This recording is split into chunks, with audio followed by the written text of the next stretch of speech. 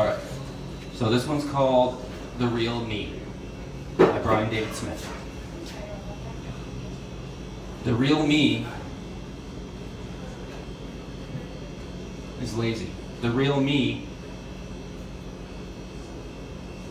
sees life for what it is, and also sees life for what I want it to see. The real me is good at what he does at his job, but wants to do something else. He sees that I can do so much more. The real me questions life itself, questions my faith, questions what I believe, because what society is telling me doesn't quite line up with what I've been taught to believe.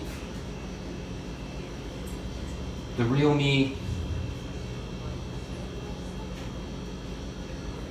finds himself missing the friends and the friendships that he used to have. But at the same time, I'm grateful for the new friends I have now. And the real me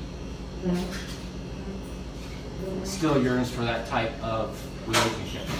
The real me is everything that you see in front of you. The real me is sometimes wearing a mask, sometimes hiding the truth, sometimes the real me isn't the real me. But the real me tries to come out all the time, tries to be true, trying to be honest, trying to be kind all the time. But the real me is not always that easy to see. The real me is an artist. The real me is a writer. The real me likes what he does on the side. The real me is good at working with people. The real me likes to be alone sometimes. So even though I have this amazing family, have awesome friends, I love the time to be alone. The real me likes to just isolate myself. The real me likes to be prepared.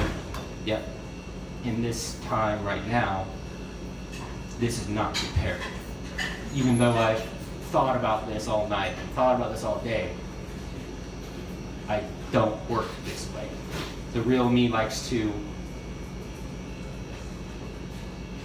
have everything laid out in front of myself and know what's to come, but that's not how life works. The real me sometimes has this fear that stops myself from moving forward, and the real me doesn't know where I'm going sometimes. The real me is me, and the real me oftentimes I like to believe as equal as maybe the real you. Now, imagine if I stopped talking right now and I said, all right, Kat's gonna come up next.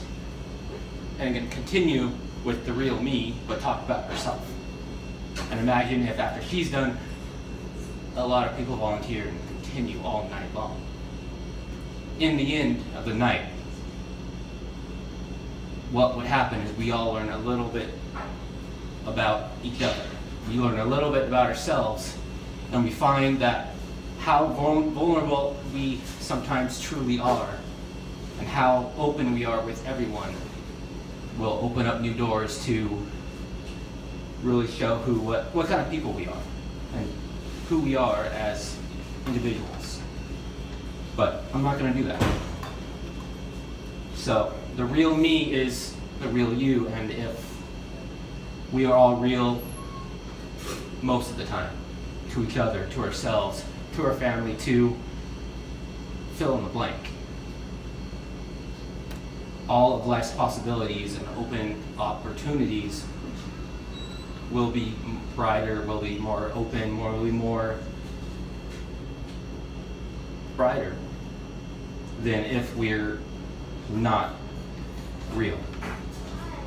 So, be real, be bold, be kind, be real.